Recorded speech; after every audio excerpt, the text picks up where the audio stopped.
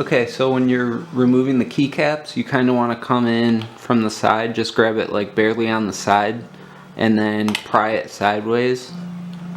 And just make sure that you're not grabbing onto the slider because it pops off really easily. And then to remove the slider, you can still use the keycap puller. Just grab on and pull straight up. And then just make sure, like, the spring will probably go flying. And when you put it back together, you just want to make sure to put the little separator piece right in between the two contact plates. Otherwise they bend really easily and it'll get jammed up. So that's basically how you do it.